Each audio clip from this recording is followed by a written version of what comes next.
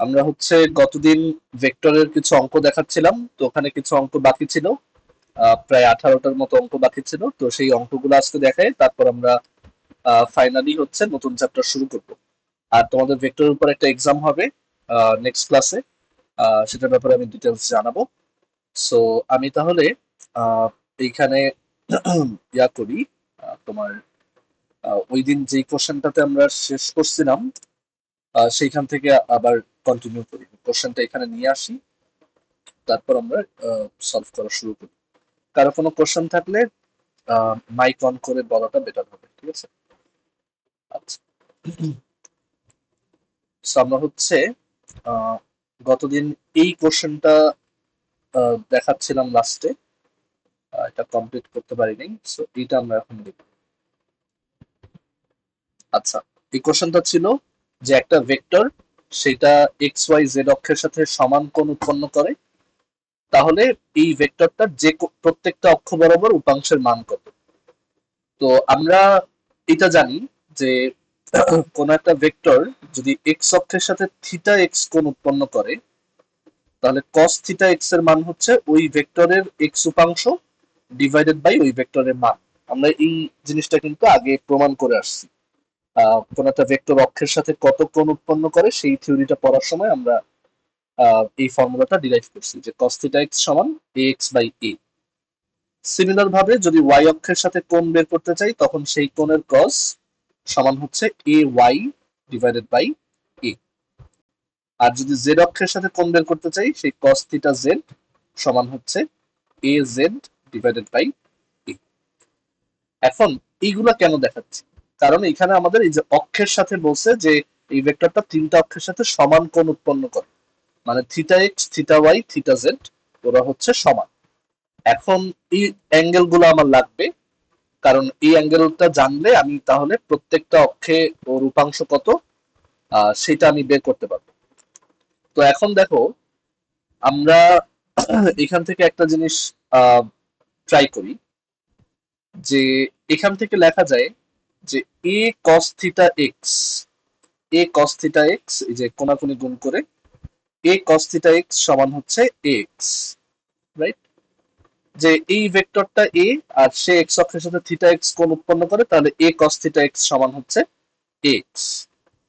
আর একইভাবে এখান থেকে লেখা যায় যে এ কস থিটা ওয়াই সমান হচ্ছে A Y, R A cos theta Z সমান হচ্ছে এ জেড। এখন যেহেতু তিনটা অক্ষের সাথে সেম কোণ উৎপন্ন করে, বলা আছে, যেহেতু বলা আছে তিনটা অক্ষের সাথে সেম কোণ উৎপন্ন করে, তার মানে হচ্ছে থিটা এক্স সমান থিটা ওয়াই সমান থিটা জেড। তার মানে cos থিটা এক্স সমান cos থিটা ওয়াই সমান cos থিটা জেড। আর cos থিটার সাথে এখানে একই জিনিস গুণ আছে, তাহলে এ এ cos theta x A cos theta Y A cos theta Z, এরা তিনটেই আসলে কি সমান, মানে এটা এটা সমান, এটা এটা সমান। তো যদি সমান হয় তাহলে এইগুলোও সমান, এই এক্স তাহলে এ ওয়াই এর সমান, আর তাহলে এ জেড এরও সমান। সো আমরা তাহলে বলতে পারি যে এখান থেকে তাহলে বলা যায় যে তাহলে এক্স সমান এ ওয়াই সমান এ জেড। তিনটা অক্ষের সাথে যদি একই কোণ উৎপন্ন করে, তাহলে তিনটা অক্ষের এই উপাংশ গুলো বা কম্পোনেন্ট গুলো সেম। এখন আমাদেরকে বলছে তাহলে সেই উপাংশ কত, মানে এ এক্স এর মান কত, বা এ ওয়াই এর মান কত, বা এ জেড এর মান কত। আচ্ছা, এ দিয়ে বলছি, এখানে আসলে আমাদের ভেক্টরটা ছিল টি, ঠিক আছে? তো আমি এখানে এ দিয়ে উত্তরটা বলি। তো আমাদেরকে বলছে যে সেই উত্তরটা তাহলে এ এর মান দিয়ে বলো, মানে এখানে চারটা অপশনে কোনটা হবে। তো আমরা জানি এ এর মান হবে root over A X square, A X square plus A Y square plus A Z square, এটা হচ্ছে এর মান। এখন এই তিনটাই যদি সমান হয়, আমি তিনটাকেই তাহলে এক্স লিখতে পারি, তাহলে এখান থেকে আমি তখন পাবো থ্রি এক্স স্কোয়ার। সো এখান থেকে তাহলে পাওয়া যায় যে এ সমান রুট থ্রি এ এক্স। তাহলে যে কোনো একটা অক্ষ বরাবর বা প্রত্যেকটা অক্ষ বরাবর এর উপাংশের মান হবে তাহলে এ বাই রুট থ্রি। সো আমাদের এই কোশ্চেনের ইয়া অনুযায়ী এটা হবে পি বাই রুট থ্রি, ঠিক আছে? সো সবাই কি সলিউশনটা বুঝতে পারছো?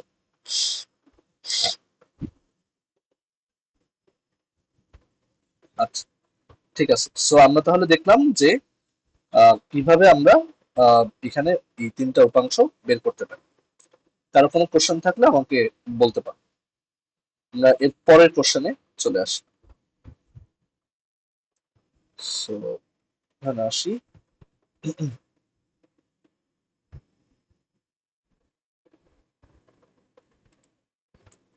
তো আমাদেরকে বলছে দুইটা ভেক্টর আছে পি আর কিউ যারা একটা রম্বসের দুইটা ডায়াগনাল বা দুইটা কর্ণকে নির্দেশ করে। তো বলছে সেই রম্বসের ক্ষেত্রফল কত হবে। তো রম্বসও একটা প্যারালেলোগ্রাম, রাইট? রম্বসও একটা সামান্তরিক। তো এখানে জাস্ট উত্তরটা হবে half into P cross Q, মানে পি আর কিউ এর যে ক্রস প্রোডাক্ট সেটার মানের অর্ধেক। সো এখানে আমাদের উত্তর হবে ই। ঠিক আছে, এটা খুবই সহজ কোশ্চেন। যেখানে রম্বস যেহেতু একটা প্যারালেলোগ্রাম, সো মানে সামান্তরিক, তো সামান্তরিকে যেরকম কর্ণ দেওয়া থাকলে দুটাকে ক্রস গুণ করে আমরা ইয়া করি, সেম কাজ এখানেও করতে হবে। আচ্ছা, এবার আমাদের পরের কোশ্চেনে আসি। 34 নাম্বার। তো এই কোশ্চেনটায় বলছে যে এর কোন মানের জন্য এই ভেক্টর ফিল্ডটা সলিনয়েডাল হবে। আচ্ছা, সলিনয়েডাল হওয়ার শর্ত কি ছিল বলতো? একটা ভেক্টর ফিল্ড সলিনয়েডাল হওয়ার শর্ত কি ছিল? ডাইভারজেন্স জিরো হতে হয়, রাইট? সো আমরা তাহলে এটা ডাইভারজেন্স বের করি। এটা ডাইভারজেন্স বের করি। সো এটা ডাইভারজেন্স হবে এটা del del X. So del del X of M X Y plus এটা ডেল ডেল ওয়াই।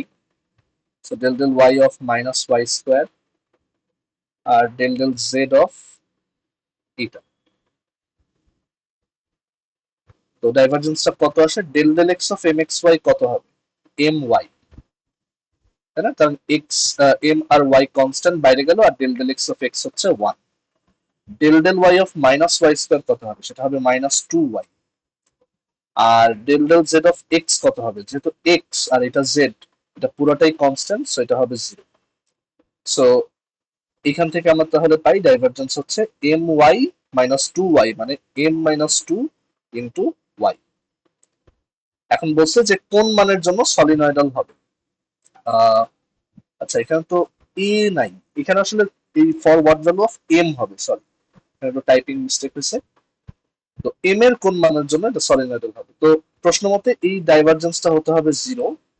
সো এটা জিরো হলে এখান থেকে তাহলে আমরা বলতে পারি বোথ সাইডে ওয়াই দিয়ে ভাগ করে যে এম মাইনাস টু তাহলে জিরো। আর তাহলে এখান থেকে বলা যায় এম সমান দুই। সো এম এর মান দুই হলে এই ভেক্টর ফিল্ডটা সলিনয়েডাল হবে। ওকে, আশা করি এটা বুঝতে পারছি। কারো কোনো কোশ্চেন থাকলে বলতে পারো। আচ্ছা, এবার 35 নাম্বার অঙ্কটা হচ্ছে সেই সাইক্লিস্টার আপেক্ষিক বেগের অঙ্ক, যেটা আমি তোমাদেরকে ক্লাসের সামনাসামনি দেখাইছিলাম, ওইটা আর এখানে এর জন্য রিপিট করতেছিলাম। আমরা 36 নাম্বার কোশ্চেনটা এখন দেখাবো। এই কোশ্চেনটায় বলছে যে নিচের কোনটা, এই এ আর বি দুইটা ভেক্টর আছে যারা অসমান আনইকুয়াল, এ হচ্ছে 1.5 টাইমস বি, বলছে নিচের কোনটা ওদের ডিফারেন্স এ মাইনাস বি কে ইন্ডিকেট করে। সো এটা খুবই সহজ কোশ্চেন। এ মাইনাস বি, এটা তাহলে কি হবে? এ হচ্ছে 1.5 বি আর এখানে হচ্ছে বি। সো এখান থেকে লেখা যায় যে এটা হচ্ছে 0.5, 0.5। তো এখানে কোশ্চেন হচ্ছে যে কোনটা ট্রু। এ মাইনাস বি, এটা কি বি থেকে বড়? না, কারণ এখানে দেখতে পাচ্ছি এটা হচ্ছে 0.5 বি, মানে এটা বি এর অর্ধেক। আবার এ মাইনাস বি কি জিরোর সমান? না, তাহলে এই অপশনটাও হবে না, এটাও হবে না। আর বি নাম্বার কি হবে? না, বি নাম্বার তো হবে না, কারণ এ থেকে বি বিয়োগ করলে অবশ্যই এ থেকে বড় ভেক্টর পাবো না, রাইট? তা এ থেকে বি বিয়োগ করলে যে 0.5 বি পাওয়া যায়। আর তুমি যদি আবার ওটাকে এ তে কনভার্ট করো, এখান থেকে লেখা যায় যে বি হচ্ছে তাহলে 1/1.5 অফ এ। সো এখানে যদি এটা বসাও যে 0.5, আর বি হচ্ছে 1/1.5 এ। সো এখান থেকে তাহলে কি আসে? হাফ, 0.5 হচ্ছে হাফ, আর 1/1.5 হচ্ছে 2/3 ইন্টু এ। সো এখান থেকে দেখা যায় এটা আসে 1/3 অফ এ। তো এই ভেক্টরটা কিন্তু এ থেকেও ছোট, এর 1/3। সো এই অপশনটাও হবে। সো এখানে একমাত্র হবে হচ্ছে ডি, যে এ মাইনাস বি কে বিয়োগ করলে নাল ভেক্টর পাওয়া যায় না। তো সেটা তো ট্রু যে 0.5b পাওয়া যাবে। আচ্ছা, এরপর আমরা 37 নম্বর কোশ্চেনে আসি। 37 নম্বর কোশ্চেন খুবই ট্রিভিয়াল। এখানে বলছে যে স্কেলার প্রোডাক্ট বের করতে। আচ্ছা, স্কেলার প্রোডাক্ট কোনটা বলতো? স্কেলার প্রোডাক্ট বের করতে বলা মানে কি বের করা? ডট গুণ। সো এখানে এ আর বি দুইটা ভেক্টর দিয়ে বলছে যে ওদের স্কেলার প্রোডাক্ট বা ডট প্রোডাক্ট বের করো। সো এই 3 এর সাথে মাল্টিপ্লাই হবে 6, সো 18, -4 এর সাথে মাল্টিপ্লাই হবে 2, সো -8, 2 এর সাথে মাল্টিপ্লাই হবে -3, দ্যাট ইজ -6, সো এখান থেকে আমরা পাই 4। সো ডট প্রোডাক্ট হচ্ছে 4।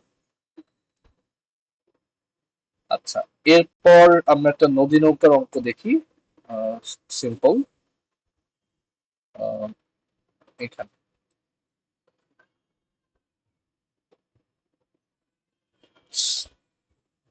আচ্ছা, এই কোশ্চেনটা আমাদেরকে বলছে what's the shortest time to cross an 800 metre wide river with 4 metre per second velocity. The velocity of the boat is 8 metre per second. মানে একটা 800 মিটার চওড়া নদী আছে, উইথ হচ্ছে 800 মিটার, আর এটা হচ্ছে 4 মিটার পার সেকেন্ড বেগে প্রবাহিত হচ্ছে। এটা হচ্ছে ইউ এর মান। এখন কোশ্চেন হচ্ছে যে নৌকার বেগ যদি 8 মিটার পার সেকেন্ড হয় তাহলে শর্টেস্ট টাইম কত? আচ্ছা, শর্টেস্ট টাইমে ওই পারে পৌঁছানোর জন্য কিভাবে রওনা দিতে হয়?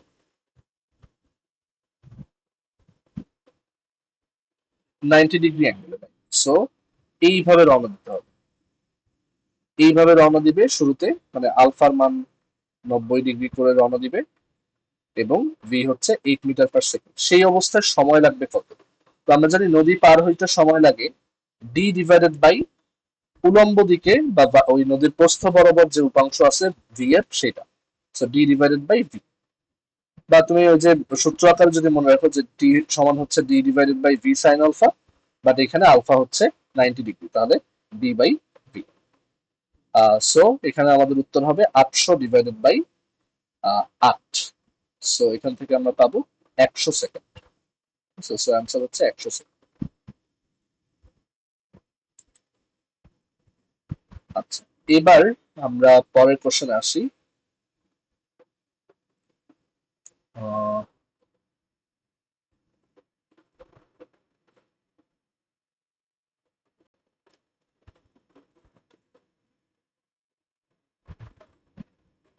39 নাম্বারটা আমি স্কিপ করতেছি, আমি হচ্ছে এখন 40 নাম্বারটা দেখো।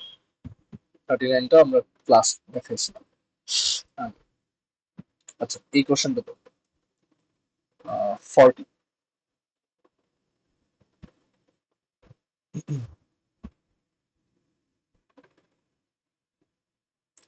আচ্ছা, এখানে বলছে a particle is moving towards east, মানে একটা পার্টিকেল পূর্ব দিকে যাচ্ছে। সো ধরো এই হচ্ছে আমার ডিরেকশন গুলা।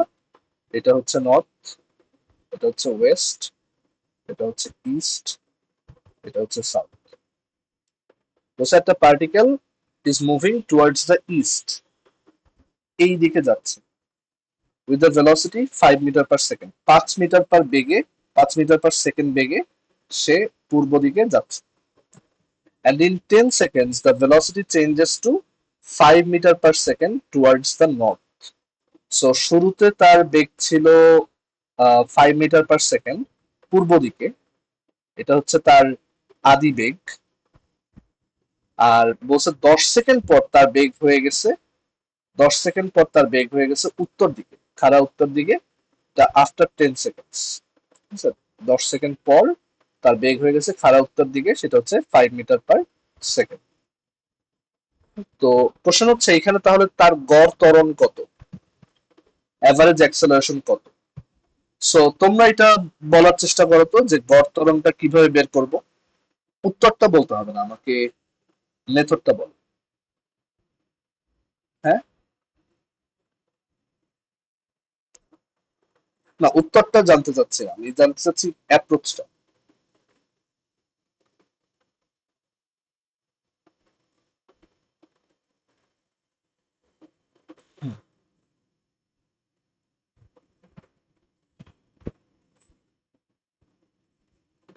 হ্যাঁ, রাইট। তো এখন বাকিদের কাছে আমার প্রশ্ন, জুনায়েদ যেটা বুঝছে, বাকিদের কাছে প্রশ্ন যে দেখো এখানে শেষ বেগ 5, আদি বেগও 5, তাহলে বিয়োগ করলে তো এই যে ত্বরণের যে সংজ্ঞা V minus U by T, মানে এটা হচ্ছে গড় ত্বরণের সংজ্ঞা আসলে। যে গড় ত্বরণের সংজ্ঞা হচ্ছে আমরা যে 9-10 যে ত্বরণটা পড়তাম ওটা আসলে গড় ত্বরণ, যে del V by del T, মানে V minus U by del T. তো এটা তো 5-5/10 জিরো আসার কথা, বাট এখানে কেন ত্বরণ আছে? বাকিদের কাছে আমার প্রশ্ন যে এখানে কিভাবে ত্বরণ আসলো এবং ত্বরণের মানটা কিভাবে বের করবো? এটা তো সূত্র অনুযায়ী জিরো আসে।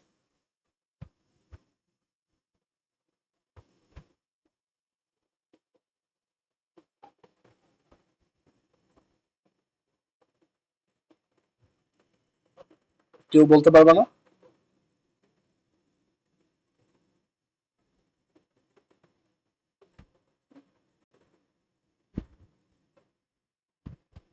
এখানে মেইন রিজনটা হচ্ছে যে আসলে আমরা যে এইভাবে বিয়োগ করছি, এগুলা কিন্তু ভেক্টর কোয়ান্টিটি, ত্বরণও ভেক্টর, বেগও ভেক্টর, এই বিয়োগগুলোও কিন্তু আসলে ভেক্টর বিয়োগ।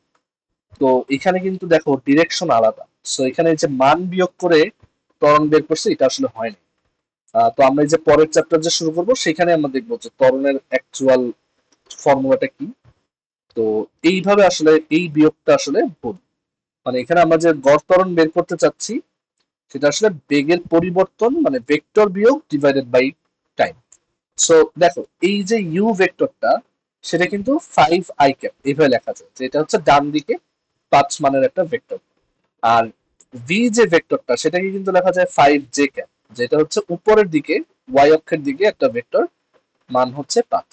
তো ডেল ভি মানে হচ্ছে V vector minus U vector divided by del T. তো ভি ভেক্টরটা হচ্ছে 5j মাইনাস ইউ ভেক্টরটা হচ্ছে 5i, সেরকম ভেক্টর বিয়োগ করতে হবে। আর ডেল টি হচ্ছে 10, ঠিক আছে, ডেল টি হচ্ছে 10।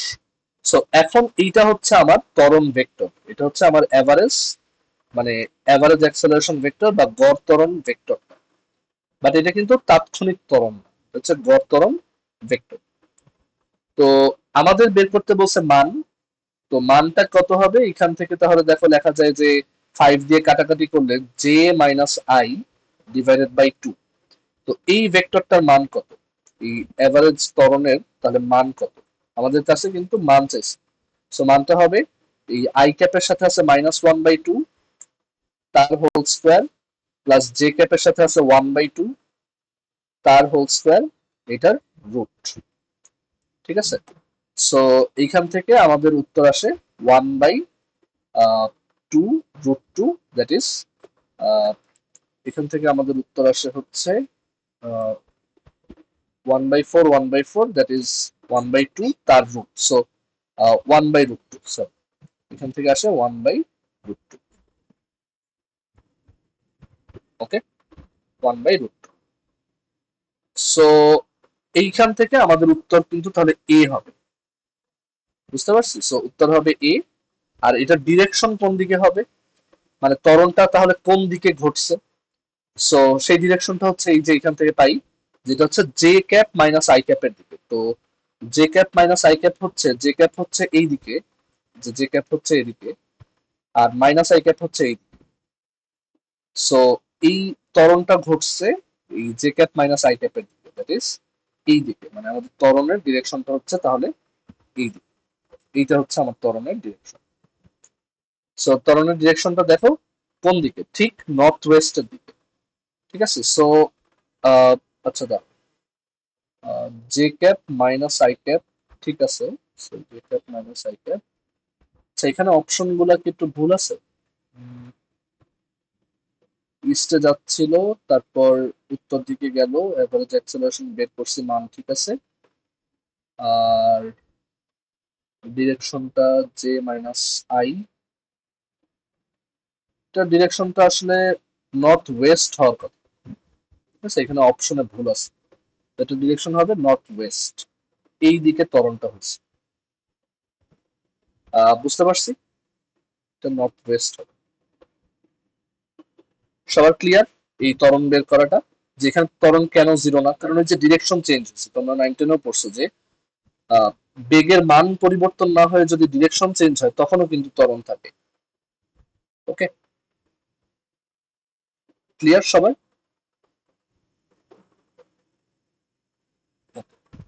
বাকিরা বুঝতে পারছো? তোমরা একটু চ্যাটে বলতে পারো বুঝছো কিনা।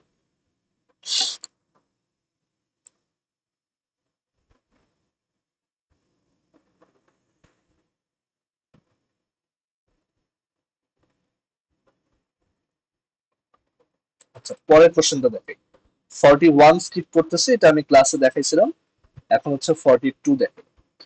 সো 42 তে বলছে যে এখানে একটা নতুন টার্ম আমরা দেখতে পাচ্ছি, যেটাকে বলতেছি টর্ক। তো এই টর্ক জিনিসটা আমরা ফিজিক্স ফার্স্ট পেপার চ্যাপ্টার 4-এ পড়বো, নিউটনিয়ান মেকানিক্সে, যে টর্ক বলতে আসলে কি বোঝায়।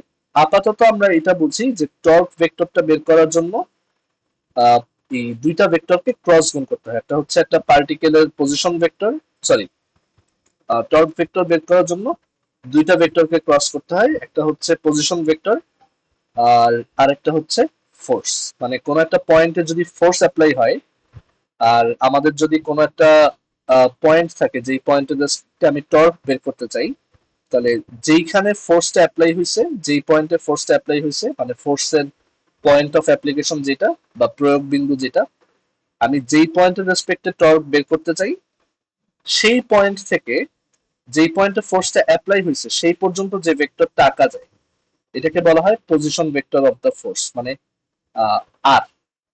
আর সাথে হচ্ছে আমাদের এই ফোর্স ভেক্টরটা, এই দুইটা ভেক্টরের ক্রস গুণকে টর্ক বলা হয়। মানে এই বলটা বা এই ফোর্সটার এই পয়েন্টের রেসপেক্টে যে টর্ক, সেই টর্কের ডেফিনেশন হচ্ছে আর ক্রস এফ। আর ক্রস এফ। তো এইটা আমরা ওই চ্যাপ্টারে ডিটেলসে পড়বো। এইখানে এই কোশ্চেনটা দেওয়ার উদ্দেশ্য হচ্ছে যে এটার সাথে হচ্ছে তোমার ক্রস প্রোডাক্টের রিলেশন আছে, ভেক্টরের ক্রস প্রোডাক্টের সাথে রিলেশন আছে।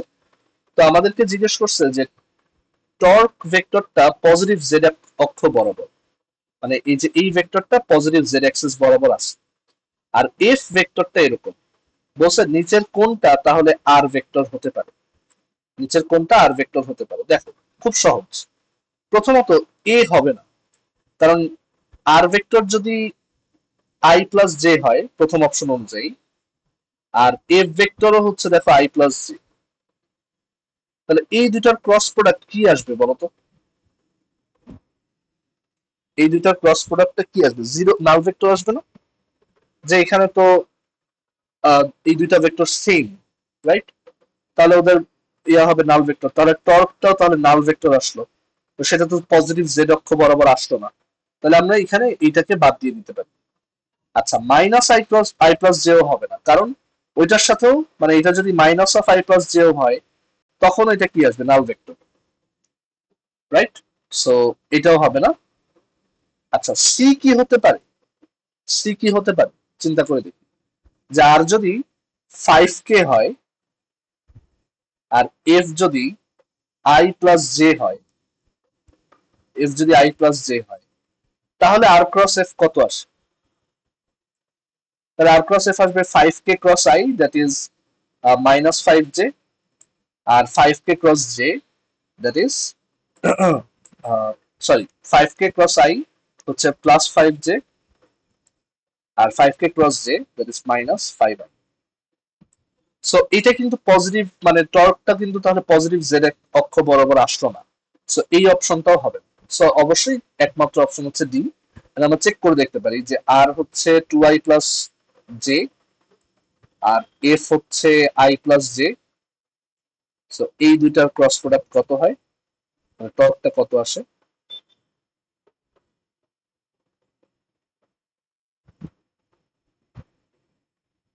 সো আর হচ্ছে 2i plus J plus 0k, আর 1i প্লাস 1j এফ।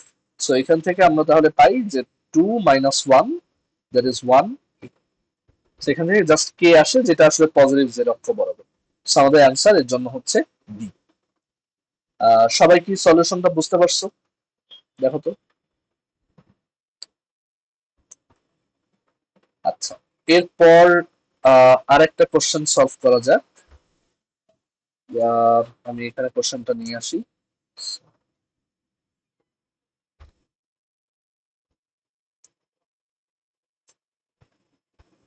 আচ্ছা, একটু দাঁড়াও, আমার একটা কল আসছে, এক মিনিট। আচ্ছা, সো যেটা দেখাচ্ছিলাম যে আহ, আমরা এর পরের কোশ্চেনটা আসি। পরের কোশ্চেনটা 43 নাম্বার। আচ্ছা, এই কোশ্চেনটা দেখো। তো এখানে বলছে যে একটা ভেক্টর আছে আর 4i-0k+2j। তো বলছে যে এক্স অক্ষ আর আর এর মধ্যে কোণ কত। এক্স এক্সিস আর আর এর মধ্যবর্তী কোণ কত। তো এখানে আমরা জানি যে এক্স অক্ষের সাথে কোণ থিটা এক্স সমান হচ্ছে কজ ইনভার্স এই ভেক্টরের এক্স উপাংশ ডিভাইডেড বাই এই ভেক্টরের মান।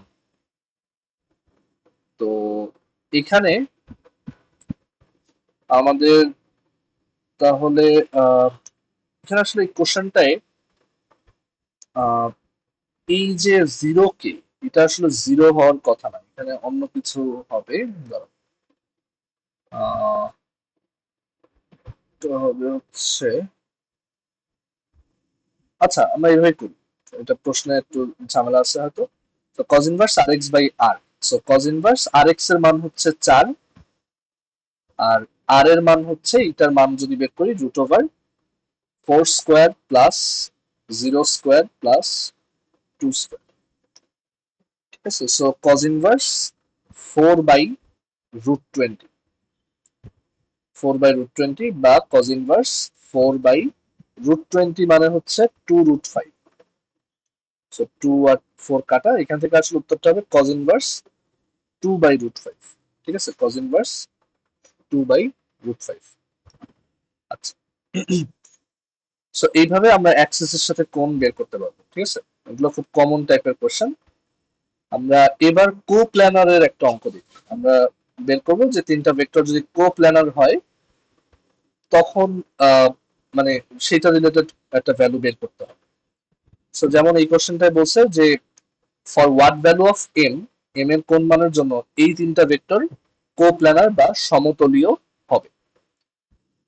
এ একটা ভেক্টর দেওয়া আছে, বি একটা ভেক্টর দেওয়া আছে, সি একটা ভেক্টর দেওয়া আছে, তো কোন মানের জন্য এটা কো প্ল্যানার হবে।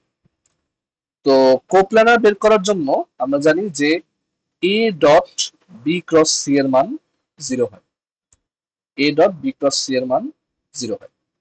আর এই A dot B cross C কে আমরা বলছিলাম যে এটাকে একটা ডিটারমিনেন্ট বা নির্ণায়ক আকারে লেখা যায়, যেখানে প্রথম রোতে আমরা এই যে এ ভেক্টরের যে সহগগুলো আছে সেগুলো বসাবো, সো 4-1 1 এগুলোকে বসাবো। দ্বিতীয় রোতে হচ্ছে বি ভেক্টরের যে উপাংশগুলো আছে সেগুলো বসাবো, সো 1 2 3। আর তৃতীয় রোতে হচ্ছে সি এর যেগুলো আছে 5i+mj-7, সো 5i+mj-7 এটা বসাবো, ইকুয়ালস হচ্ছে 0। এখন এখান থেকে আমার টার্গেট হচ্ছে এম এর মান বের করা। সো কিভাবে করব, আমরা যেভাবে ক্রস গুণ করি সেইভাবেই, যে এখানে যেমন ক্রস গুণে আই থাকতো, এখানে আছে 4, মানে নর্মালি ক্রস গুলো যেমন এখানে আই থাকে এখানে আছে 4। তো এই 4 এর সাথে গুণ হবে 2 × -7, that is -14, minus 3 × m, so 3m। আচ্ছা, এরপর এখানে আছে -1 জে ক্যাপের জায়গায়, তো এখানে -1 মানে প্লাস -1, এটার সাথে গুণ হবে আমাদের ক্রস গুণের মতো 3 × 5, that is 15, minus 1 × -7, that is -7। আর এরপর কে ক্যাপের জায়গায় এখানে আছে 1, সরি কে ক্যাপের জায়গায় আছে 1, তো এটার সাথে মাল্টিপ্লাই হবে 1 × m, that is m, minus 5 × 2, 5 × 2, that is 10। তো অ্যাকর্ডিং টু কোয়েশ্চেন এইটা সমান হবে 0। তো এখন এখান থেকে দেখি 4 × -14 হচ্ছে -56, 4 × -3m হচ্ছে -12m, তারপর এখানে আসে -22, আর এখানে আসে m-10। সমান হচ্ছে 0। তো আমরা এখান থেকে পাই 11m সমান হচ্ছে 56 -56 -22 -10, সো মাইনাস এটা 88। সো m এর মান তাহলে আসে -8। সো m এর মান -8 যদি হয়, এই তিনটা ভেক্টর কোপ্ল্যানার হবে, মানে সমতলীয় হবে। আচ্ছা, এটা যে কোপ্ল্যানার আমরা একটু m এর এই মানটা বসায় এটা চেক করে দেখাইতে পারি। সো আমি একটু জিওজেব্রাতে এটা তোমাদেরকে দেখাই।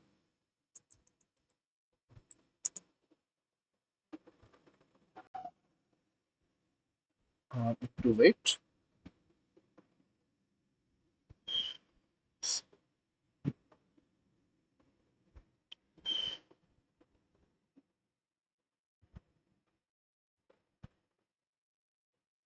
হ্যাঁ, সো আমরা এই তিনটা ভেক্টরকে এখানে প্লট করি। প্রথমটা হচ্ছে 4i - j + k।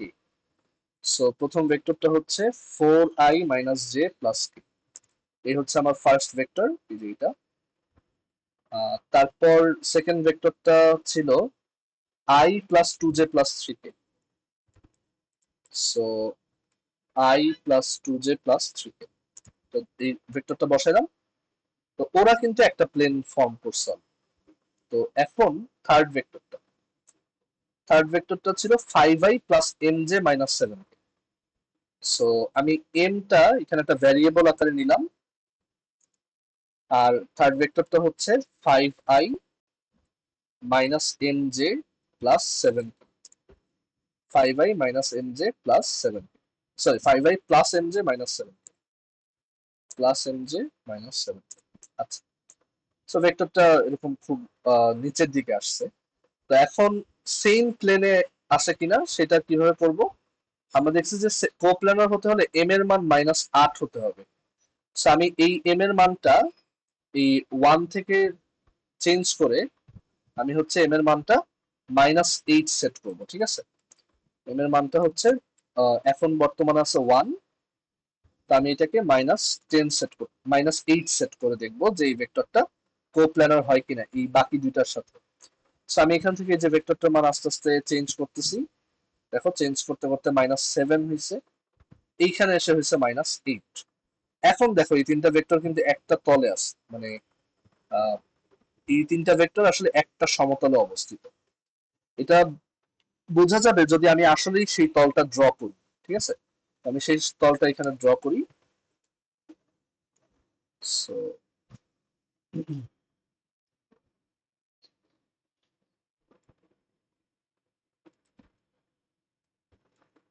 আমি প্লেনটা একটু ড্র করি, তাহলে এটা বোঝা ইজিয়ার হবে।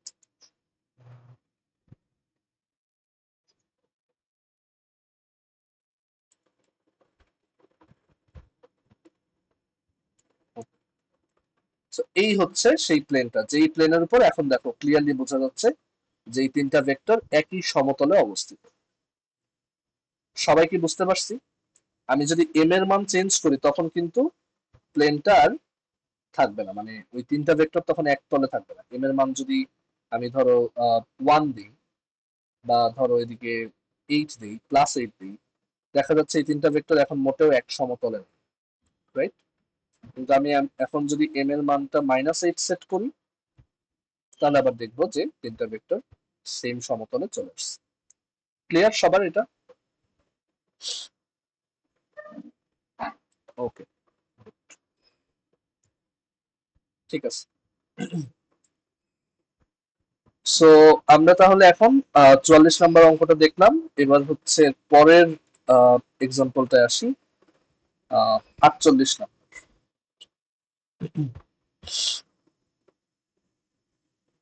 Sorry, 45 number. 45 নাম্বার কোশ্চেনটা দেখি।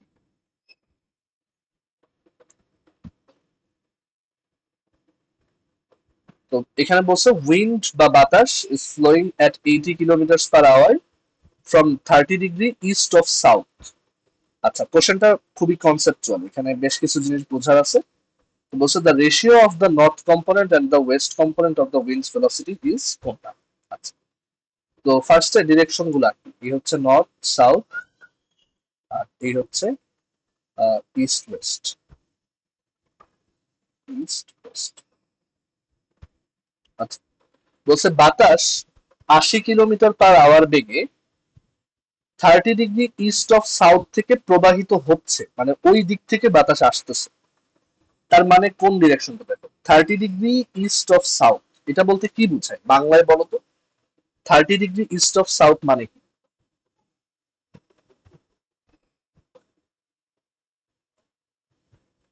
30 ডিগ্রি ইস্ট অফ সাউথ মানে কি বলো তো?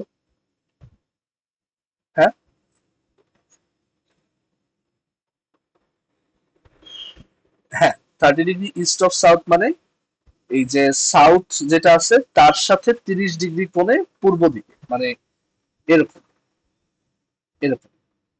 এবং বলছে এই ডিরেকশন থেকে বাতাস আসতেছে, ফ্রম বলছে, মানে বলে নাই টুয়ার্ডস, তার মানে এই দিক থেকে আসতেছে, এই দিক থেকে বাতাস প্রবাহিত হচ্ছে। এই দক্ষিণ দিকের সাথে 30 ডিগ্রি পূর্ব দিক থেকে বাতাস আসতেছে।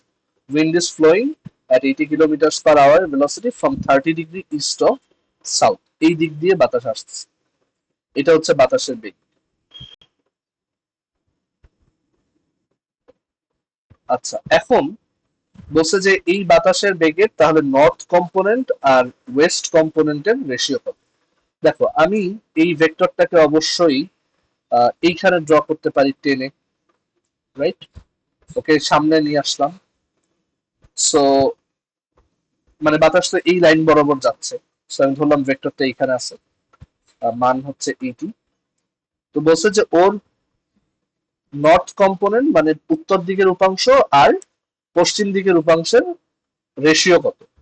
তো দেখো এই অ্যাঙ্গেলটা যদি 30 ডিগ্রি হয়, এই অ্যাঙ্গেলটাও 30 ডিগ্রি, তাহলে উত্তর দিকে ওর উপাংশ কত বলতো?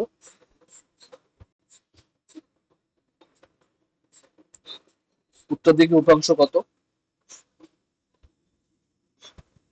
80 cos 30, তাই না? 80 cos 30। আর পশ্চিম দিকে তাহলে কত হবে? 80, মানে এই যে এই ডিরেকশনটা,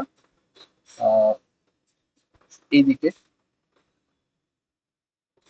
তো সেটা হবে 80 sin 30। সো এখান থেকে আমাদের তাহলে উত্তর যে cot 30, cot 30 দ্যাট ইজ 1/√3। এখানে একটা অপশন ওইটার সাথে ম্যাচ করে না, সো এখানে আমাদের আসলে এই অপশনটা উল্টা হওয়ার কথা ছিল, 1:√3। সবাই কি বুঝতে পারছি এটা? কারো কনফিউশন থাকলে আমাকে বলতে পারো।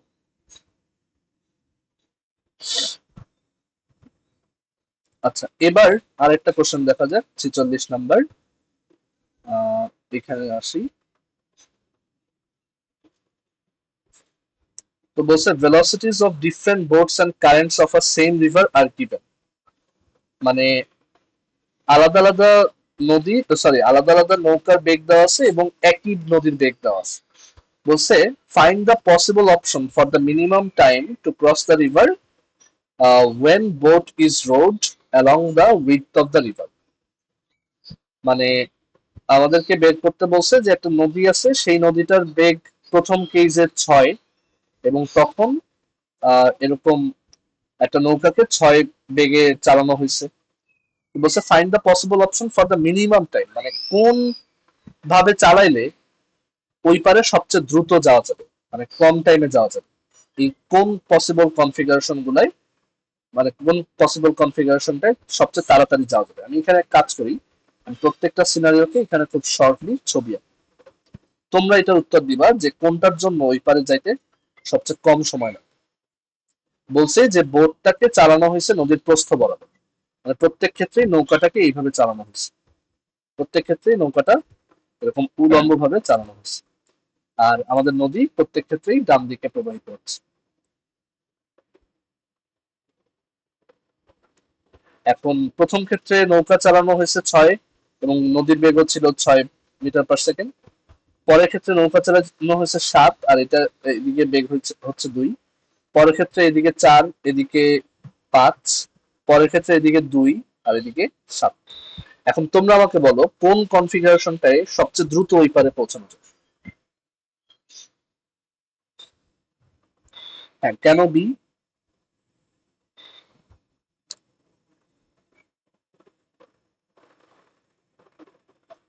হ্যাঁ, এদিকে আমরা জানি যে ওরকম 90 ডিগ্রিতে রওনা দিলে টি সমান ডি বাই ভি। তো ভি যার বড় হবে তার টাইম কম হবে। তো এখানে আসলে স্রোতের বেগটা এগুলো আসলে ম্যাটারই করে না। আমাদের দেখতে হবে কার লম্বালম্বি বেগটা বেশি। তো সেটা হচ্ছে বি এর ক্ষেত্রে 7। সো এইটা হচ্ছে সবচেয়ে দ্রুত নদী পার করতে সাহায্য করে।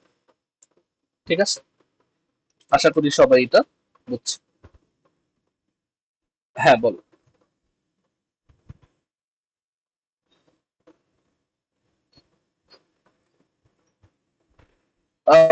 ডাজন্ট ম্যাটার, নৌকার ব্রেক স্রোতের বেগ থেকে কম হইতেই পারে।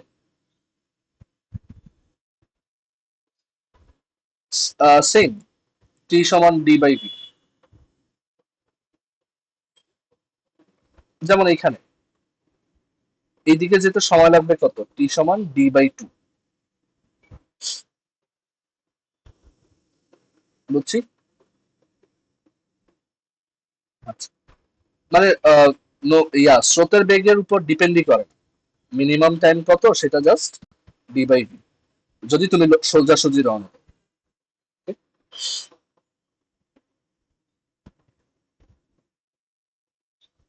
আচ্ছা, এবার পরের কোশ্চেন আসে। বলছে যে বি ভেক্টরের উপর এ ভেক্টরের অর্থোগোনাল প্রজেকশন, সরি, বি ভেক্টরের উপর এ ভেক্টরের অর্থোগোনাল প্রজেকশন বা তোমার কত, লম্ব অভিক্ষেপ কত। অর্থোগোনাল প্রজেকশনের বাংলা হচ্ছে লম্ব অভিক্ষেপ। অর্থোগোনাল মানে লম্ব, প্রজেকশন মানে অভিক্ষেপ। সো এটা বের করতে হবে। ধরো এই হচ্ছে আমার বি ভেক্টর, আর এই হচ্ছে আমার এ ভেক্টর, এই হচ্ছে এ ভেক্টর। তো বলছে যে বি ভেক্টরের উপর এর অর্থোগোনাল প্রজেকশন কত। তো আমরা জানি অর্থোগোনাল প্রজেকশন বের করার জন্য এই এ ভেক্টরের মাথা থেকে একটা লম্ব টানতে হবে বি এর উপর। মানে এর ছায়া কত বি এর উপর, আমি যদি উপর দিক থেকে লাইট, তো সেই লেন্থটা হবে এই যে এতটুকু, এতটুকু, রাইট। এইটা হচ্ছে বি এর উপর এর অর্থোগোনাল প্রজেকশন। এই দৈর্ঘ্যটা, এই যে এখানে আমি যতটুকু এই ইয়েলো কালার দিয়ে করলাম, এটা হচ্ছে আমার বি এর উপর এর প্রজেকশন। তো বি এর উপর এর প্রজেকশন বের করার জন্য আমরা ফর্মুলা দেখছিলাম। ফর্মুলা ছিল যে আহ, যার উপর, মানে প্রথমে হচ্ছে দুইটাকে ডট প্রোডাক্ট করতে হবে। সো অর্থোগোনাল প্রজেকশনটা হবে A dot B divided by যার উপর অর্থোগোনাল প্রজেকশন বের করতে বলছে তার মান দিয়ে ভাগ। সো এখানে আমাদের ডট প্রোডাক্টটা তাহলে কত আসে, এখানে আছে 2, এখানে আছে 6। সো 2 6 আর 12, এখানে আছে 2, এখানে আছে -3। সো -6, আর এখানে আছে 1, এখানে আছে 2। সো +2 ডিভাইডেড বাই বি এর মান। তো বি এর মান হচ্ছে এখানে √6 স্কোয়ার +3 স্কোয়ার +2 স্কোয়ার। তো সমান এখান থেকে আমরা পাই 8 ডিভাইডেড বাই 36, 9 45, 4 49, সো 7। সো 8/7 এখানে, তাহলে অর্থোগোনাল প্রজেকশনটা 8/7। ওকে, কারণ এই ফর্মুলাটা এরকম কেন, একটু যদি আবার মনে করাই যে এই অ্যাঙ্গেলটা লেটস সে থিটা, তাহলে এর এইদিকে অর্থোগোনাল প্রজেকশনের মান, মানে অর্থোগোনাল প্রজেকশনটা হবে এ কস থিটা। এখন আমরা এ কস থিটার মান এইভাবে বের করতে পারি যে এ ডট বি বাই, কারণ এ ডট বি হচ্ছে এ বি কস থিটা। তো সাইড চেঞ্জ করলে এ কস থিটা সমান A dot B divided by. আচ্ছা, ক্লিয়ার সবার এটা? আচ্ছা, এবার 47-এর পর একটু দাঁড়াও।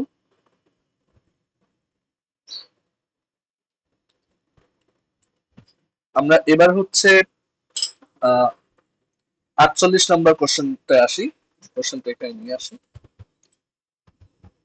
তোমরা এটার উত্তর দেওয়ার চেষ্টা করো, ঠিক আছে?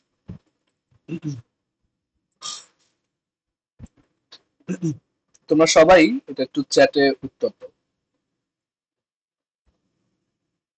এখানে বলা আছে যে এ ডট বি সমান 0, বি ডট সি সমান 0, সি ডট এ সমান 0। তাহলে ভেক্টর এ এই কোন দুইটার সাথে মানে কোনটার সাথে প্যারালাল হবে, মানে কোনটার সাথে সমান্তরাল হবে, এটা তোমাদের জন্য কোশ্চেন। ঠিক আছে, এ ডট বি সমান 0, বি ডট সি সমান 0, সি ডট এ সমান 0, তাহলে ভেক্টর এ নিচের কোনটার সাথে প্যারালাল বা সমান্তরাল?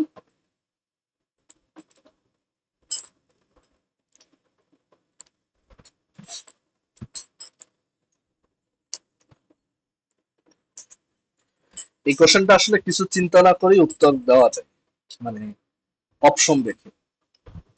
তোমরা একটু ট্রাই করো।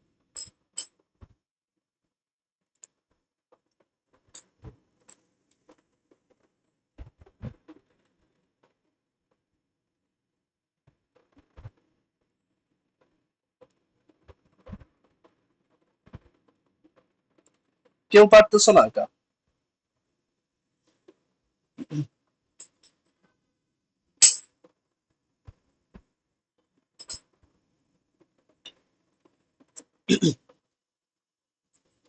জুনায়েদ, উত্তর বলতে পারবা? তিনটাই, হ্যাঁ, এটা অপশন দেখলেই বোঝা যায়। প্রথমত এমন কোনো অপশন নাই যে কোনোটার সাথে প্যারালাল না। আর বি ক্রস সি এর সাথে যদি মানে এভাবে চিন্তা করো যে মাইনাস বি ক্রস সি আর সি ক্রস বি তো সেম, এই দুটো অপশন তো একই। আর বি ক্রস সি আর মাইনাস বি ক্রস সি হচ্ছে জাস্ট অপোজিট, তাহলে একটার সাথে প্যারালাল হলে আরেকটার সাথেও প্যারালাল হবে, তাহলে তিনটার সাথেই প্যারালাল। জাস্ট অপশন অ্যানালাইসিস করেই বলা যায়। তারপরও যদি তুমি এইভাবে চিন্তা করতে যাও যে A dot B 0, B dot C 0, C dot A 0, মানে তিনটাই পরস্পর লম্ব। তো এরকম ভেক্টর কনফিগারেশন তো এই যে এক্স ওয়াই জেড অ্যাক্সিস, তাই না? যে ধরো এই হচ্ছে এক্স অ্যাক্সিস, এই হচ্ছে ওয়াই অ্যাক্সিস, এই হচ্ছে জেড অ্যাক্সিস, তিনটা পরস্পরের সাথে লম্ব, রাইট? সো এখন আহ, ধরো এ হচ্ছে এই এক্স অক্ষ বরাবর একটা ভেক্টর, বি হচ্ছে ওয়াই অক্ষ বরাবর ভেক্টর, সি হচ্ছে জেড অক্ষ বরাবর ভেক্টর। তাহলে বি ক্রস সি দেখো কি আসে, বি ক্রস সি এই এর দিকেই কিন্তু আসবে, তাহলে এ তো ওর সাথে অবশ্যই সমান্তরাল। আবার মাইনাস বি ক্রস সি আসবে অপোজিট দিকে, তো সেটার সাথেও এ সমান্তরাল হবে। আর সি ক্রস বি আর মাইনাস বি ক্রস সি তো সেম, তো এখানে তিনটার সাথেও সমান্তরাল। ঠিক আছে, এগুলা খুব দ্রুত অ্যান্সার দেওয়া যায় জাস্ট অপশন অ্যানালাইসিস। আচ্ছা, এবার একটা খুব ট্রিভিয়াল এক্সারসাইজ করে ফেলি ক্রস প্রোডাক্টের, just in case cross product কিভাবে করতে হয় আমরা ভুলে গেছি। তো এই কোশ্চেনটা সলভ করি, আর তোমরা এটা করো যে দুইটা ভেক্টর দেওয়া আছে, তাদের ক্রস প্রোডাক্টের মান নিচের কোনটা। সবাই এটা করে চ্যাটে উত্তর লেখ। হ্যাঁ, প্যারালাল দুই প্রকার, লাইক আনলাইক। সো প্যারালাল মানেই এটা একই দিকে হতে পারে, বিপরীত দিকে হতে পারে।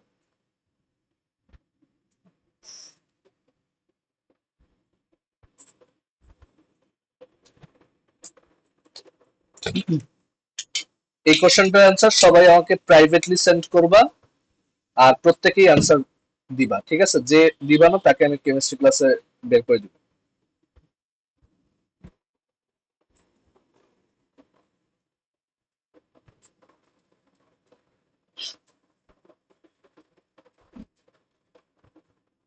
কিভাবে? Just I J K 1 2 3, 3 -2 1, so 2 minus minus 6, so 8, তারপর 9 -1 8, আর -2 -6 -8। এটা হচ্ছে ক্রস প্রোডাক্ট। এখন এটার মান বের করতে বলছে, what is the value. So value হচ্ছে root over 8 square plus 8 square plus 8 square, which is 8√3। ঠিক আছে, 8√3।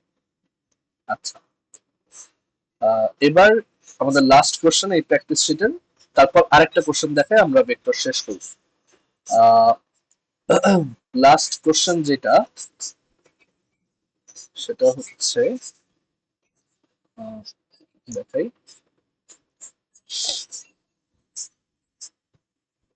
এই কোশ্চেনটা, এ প্লাস বি যদি সি হয় তাহলে নিচের কোনটা ট্রু। দেখো এখানে কি বলছে, বলছে এ প্লাস বি যদি সি হয় এই দুইটা ভেক্টর যোগফল যদি সি হয়, তাহলে সি এর যে মান সেটা এ এর মান প্লাস বি এর মান থেকে বড় হবে, প্রথম অপশনে বলছে। তারপর বলছে ছোট অথবা সমান হবে, তারপর বলছে বড় অথবা সমান হবে, আর এরপর বলছে ছোট হবে। আচ্ছা, কোন অপশনটা কারেক্ট বলতো?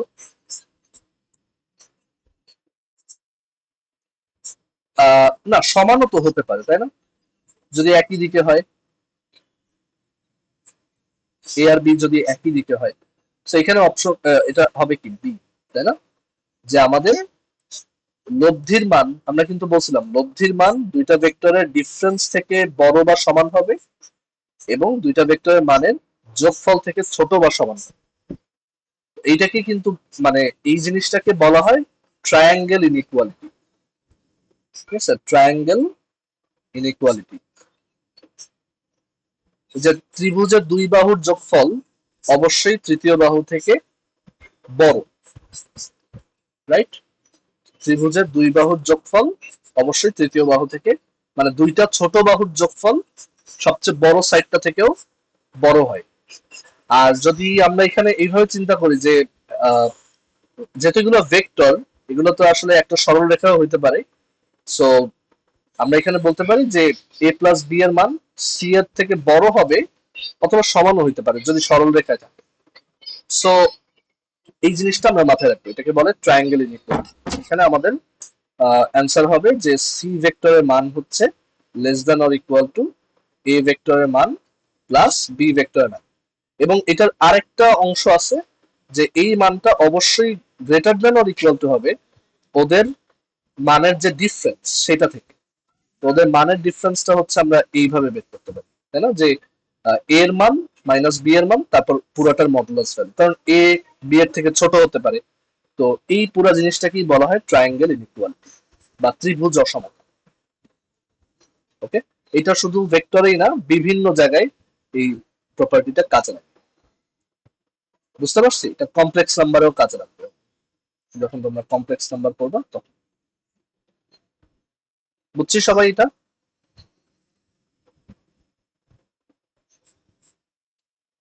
কোথাও কনফিউশন আছে এই লাইনে? আচ্ছা, ঠিক আছে। তো এখন আমরা লাস্ট একটা অঙ্ক দেখাবো। এই লাস্ট অঙ্কটা হচ্ছে তোমাদেরকে যে আমি একটা ভেক্টর ওয়ার্কশিট দিছিলাম, সেইখানে একটা অঙ্ক আছে যে একটা আপেক্ষিক বেগের একটা অঙ্ক আছে যে গাড়ির কাঁচ ভিজবে কিনা বৃষ্টির মধ্যে, সেই অঙ্কটা দেখাবো। এটা দেখে আমাদের ভেক্টর শেষ। একটু ওয়েট করো, আমি ওয়ার্কশিটটা বের করি। প্লেনের ইকুয়েশনটা আমি দেখাবো না, ওইটা যেহেতু তোমাদের সিলেবাসে নাই। ওইটা তোমাদের রিক্রিয়েশনের জন্যই দেওয়া। ওকে, ওইটা আমি সলিউশনটা দেখাই দিলে আসলে ওইটার আর মজা থাকলো না। সো এটা তোমরা নিজেরা বের করবে। okay?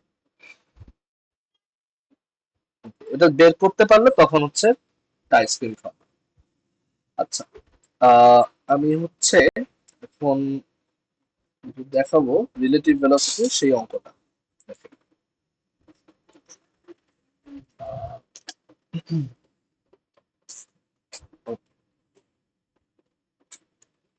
একটু ওয়েট করো, আমি একটু নতুন একটা পেজ।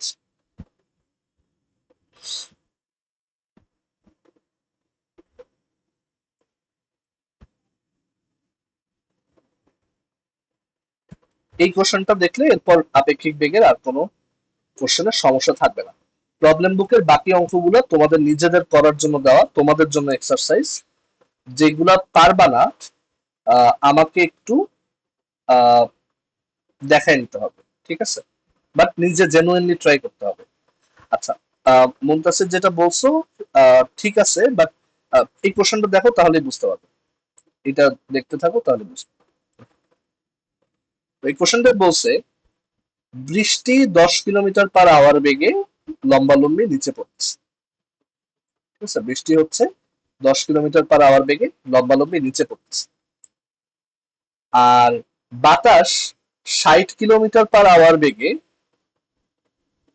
পূর্ব দিক থেকে পশ্চিম দিকে যাচ্ছে।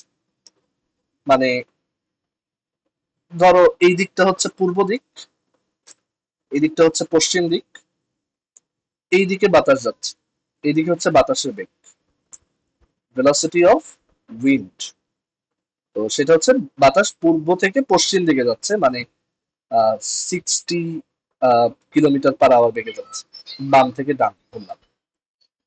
এখন বলছে যে একটা গাড়ির বেগ বের করো যেটা পূর্ব থেকে পশ্চিম দিকে যাবে। তো সেই গাড়ির বেগ বের করো, প্রথম কোশ্চেনে বলছে যাতে দুইটা কাঁচি ভিজে, সেই বেগটা বের করো, কোন বেগে মুভ করলে দুই কাঁচি ভিজবে। দ্বিতীয় কোশ্চেনে বলছে যে শুধু পিছনের কাঁচ ভিজবে, আর বেগ কত হলে শুধু সামনের কাঁচ ভিজবে। এখানে আমরা যে গাড়িটা নিয়ে কথা বলছি, গাড়িটার স্ট্রাকচার খুব সিম্পল, মানে এরকম এরকম একটা গাড়ি, এই পাশটা হচ্ছে তার পিছনের কাঁচ, এটা হচ্ছে সামনের কাঁচ, সে পূব থেকে পশ্চিম দিকে যাবে, এইদিকে মুভ করবে। তো আমাদের সিম্পলিসিটির জন্য আমরা বললাম কাঁচ যদি, মানে সরি, বৃষ্টিটা যদি ঠিক সোজাসুজি পড়ে এই গাড়ির রেসপেক্টে, তখন দুইটা কাঁচই ভিজে, মানে তখন এই দুই পাশেই পানি লাগে, ঠিক আছে। তো ঠিক সোজাসুজি বৃষ্টি যদি পড়ে ওর রেসপেক্টে, তাহলে আমরা বলবো দুই কাঁচই ভিজে। আর যদি বৃষ্টিটা ধরো এইভাবে পড়ে, লেটস গাড়িটা হচ্ছে এই হচ্ছে গাড়ি, এই হচ্ছে তার পিছনের কাঁচ, এটা হচ্ছে রিয়ার উইন্ডশিল্ড, এটা হচ্ছে তার ফ্রন্ট উইন্ডশিল্ড, গাড়ি এদিকে যায়। তো সামনের কাঁচ ভিজবে যদি তার সাপেক্ষে বৃষ্টিটা এইভাবে পড়ে, ঠিক আছে। শুধু সামনের কাঁচ ভিজবে যদি বৃষ্টিটা এইভাবে পড়ে, কারণ তখন এই পিছনের কাঁচকে কিন্তু পানি টাচ করতে পারতেছে না, একটু কোণে পড়ার কারণ। আমরা এখানে খুব সিম্পলিফাইড ওয়েতে দেখাচ্ছি।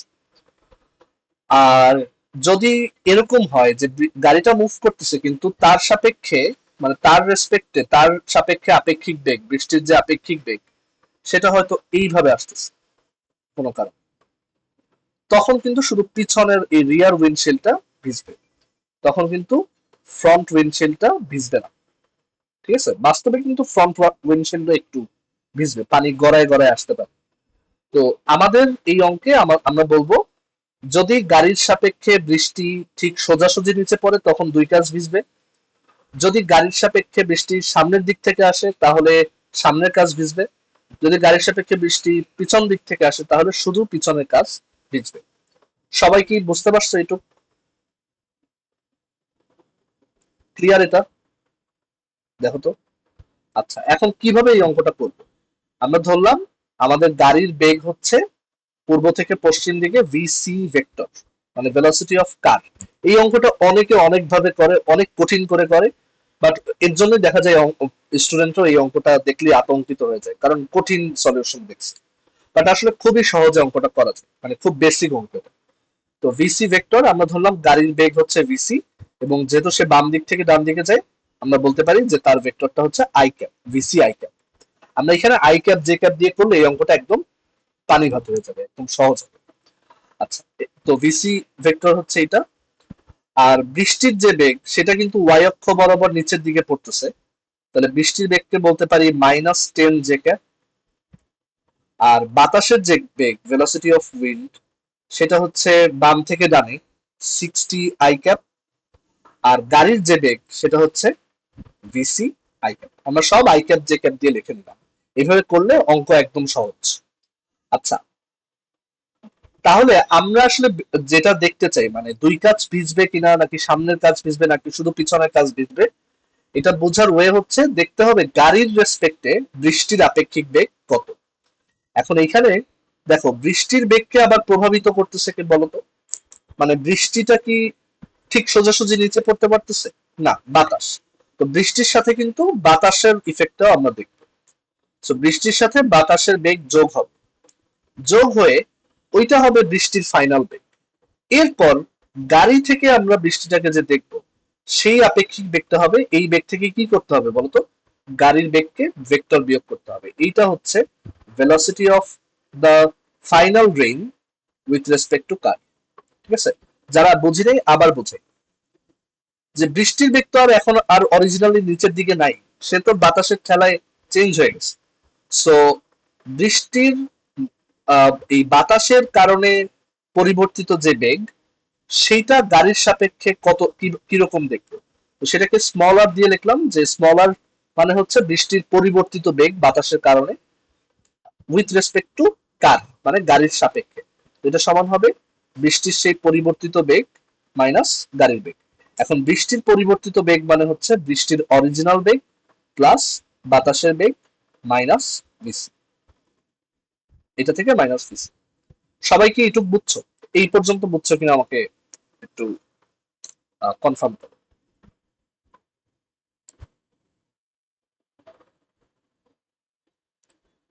সবাই বুঝছি এটা?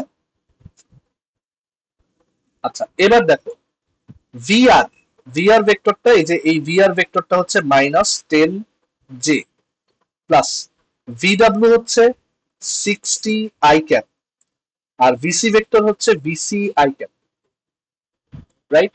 এখন এখানে খেয়াল করো, আমরা কিন্তু এটাকে তাহলে এভাবে লিখতে পারি যে এটা হচ্ছে মাইনাস, মানে আমরা আই ক্যাপের জিনিসগুলো একত্রিত করি, তাহলে 60 - ভিসি আই ক্যাপ আর মাইনাস 10 জে ক্যাপ। এইটা হচ্ছে গাড়িটা চলন্ত অবস্থায় বৃষ্টিকে যেভাবে দেখবে, যেই বেগে দেখবে। এখন প্রথম কোশ্চেনটা সলভ করি। দুইটা কাচি ভিজবে, দুইটা কাচি ভিজবে মানে কি, গাড়িটা চলন্ত অবস্থায় দেখবে যে বৃষ্টি খাড়ার নিচের দিকে পড়ছে, তখন দুই পাশের কাচি ভিজে যাবে, রাইট? দুই পাশের কাচি ভিজবে। আচ্ছা, এইটাকে ম্যাথমেটিক্যালি কিভাবে বলা যায়? যে গাড়ি দেখবে যে বৃষ্টির বেগটা খাড়া নিচের দিকে পড়তেছে, তার মানে কি বলতো? এক্স উপাংশ শূন্য হয়ে গেছে, তাই না? তাহলে দুই কাচে ভিজবে যখন এই ভেক্টরটা ঠিক সোজাসুজি নিচের দিকে হবে, মানে তার কোনো আই উপাংশ থাকবে না। কারণ আই উপাংশ থাকলে সে একটু ডানে হতো অথবা একটু বামে হতো, তো সে খাড়া নিচের দিকে পড়বে যখন আই উপাংশ জিরো। তার মানে দুই কাচই ভিজবে, both the windshields will get wet. দুই কাচই ভিজবে, দুই কাচই ভিজবে যদি, যদি 60 - ভিসির মান কি হয়, জিরো হয়। তার মানে গাড়ির বেগ যদি ওই বাতাসের বেগের সমান হয়, মানে গাড়িটা যদি ঠিক বাতাসের বেগে চলে, তখন ও বৃষ্টিকে আবার সোজা দেখবে। বাতাসের কারণে বৃষ্টি বাঁকায় গেছে, এখন আমি যদি বাতাসের বেগে আবার বাতাসের দিকে যাই, তাহলে আমার রেসপেক্টে আবার বৃষ্টি সোজাসুজি পড়বে, এবং তখন দুই পাশে কাজ ভিজবে। জিনিসটা খুব ইন্টুইটিভ, তাই না? যে আমি সোজা দাঁড়ায় আছি, দেখলাম বাতাসের কারণে বৃষ্টি বাঁকায় গেল, এখন আমি যদি বাতাসের দিকেই আবার দৌড় দিই, তাহলে দেখবো বৃষ্টি আবার সোজা হয়ে গেছে। বুঝছি?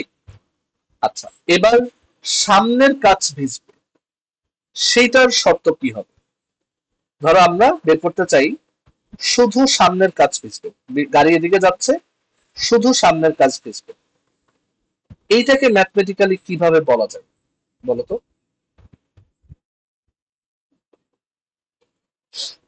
এনিওয়ান?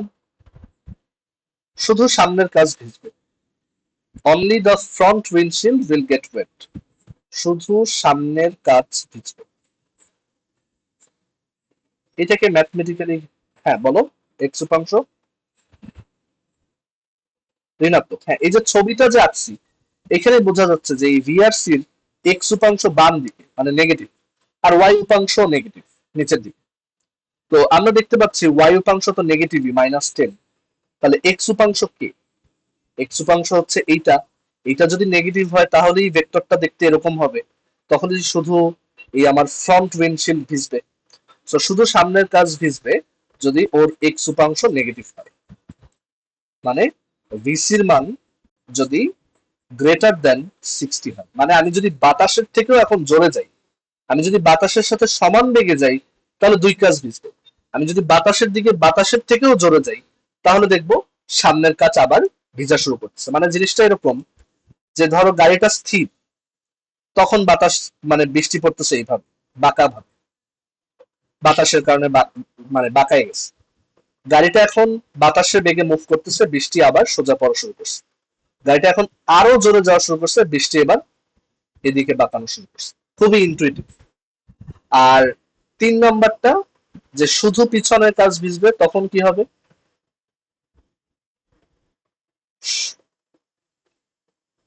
হ্যাঁ, শুধু পিছনের কাজ ভিজবে, শুধু পিছনের কাজ ভিজবে। তার মানে তখন সিনারিওটা দেখতে হবে এরকম, সবসময় তো ছবি আঁকবা, তাহলেই ক্লিয়ার হয়ে যাবে যে এখানে কি হবে। তো শুধু পিছনের কাজ ভিজবে যখন গাড়ি থেকে দেখা যাবে বৃষ্টিটা এইভাবে পড়তেছে, তখন এই রিয়ার উইন্ডশিল্ড ভিজবে, ফ্রন্ট উইন্ডশিল্ডের কিছু হবে না। তার মানে তখন ওই ভিআরসি ভেক্টর, এটাই তো সেই ভিআরসি ভেক্টর, তার এক্স উপাংশ হবে পজিটিভ, ওয়াই উপাংশ আগের মতো নেগেটিভ। তো তার এক্স উপাংশ তো 60 মাইনাস ভিসি, তার মানে 60 minus VC should be greater than 0, তার মানে VC should be less than 60। তো গাড়িটা যদি বৃষ্টির থেকে কম বেগে যায় তখন কিন্তু পিছনের কাছে ভিজতে থাকবে। ধরো গাড়িটা যদি স্থির থাকে বা চলতেছে বা বাতাস থেকে স্লো, ঠিক আছে, বাতাস থেকে স্লো, তখন পিছনের কাজ ভিজবে। সো এই যে গাড়িটা স্থির, পিছনের কাজ ভিজতেছে, গাড়িটা স্টার্ট দিল, আস্তে আস্তে যাচ্ছে, কিন্তু বাতাস থেকে স্লো, মানে ওর থেকেও বাতাস এদিকে আরো জোরে যাচ্ছে, তখন ওই বাতাসের ঠেলার কারণে কি হবে, বৃষ্টি পিছন থেকে আঘাত করবে। একটা সময় গিয়ে গাড়িটা যখন বাতাসের সাথে সেম বেগে যাবে, বাতাসও যত বেগে যায় গাড়িও তত বেগে যায়, তখন বৃষ্টি আর বাঁকা দেখবো না, তখন দেখবো বৃষ্টি সোজা পড়ে দুই কাচি ভিজে। আর এরপর যদি আরো জোরে যাওয়া শুরু করি তখন দেখবো যে যেহেতু আমি বাতাস থেকেও ফাস্ট হয়ে গেছি, এখন বৃষ্টি আবার সামনের দিক থেকে পড়বে। সো কখনো যদি আমরা ধরো গাড়ি ড্রাইভ করতেছি বাতাসের দিকেই, এন্ড আমরা এবং তখন বৃষ্টি পড়তেছে, বাতাসের দিকেই ড্রাইভ করতেছি, বৃষ্টি পড়তেছে, কিন্তু আমি চাই না সামনের কাজ খুব বেশি ভিজুক, মানে মোটামুটি যাতে ড্রাই থাকে। তো আমি কি করব, বাতাস যেই বেগে যাচ্ছে তার থেকে স্লো চালাবো, তাহলে পিছন থেকে বৃষ্টি আঘাত করবে, সামনের কাজটা মোটামুটি ক্লিয়ার থাকবে। সো সবাই কি এই পুরো ব্যাপারটা বুঝতে পারছি? এটাই রিলেটিভ ভেলোসিটির সবচেয়ে ইন্টারেস্টিং অঙ্ক। সো এটা ক্লিয়ার সবার?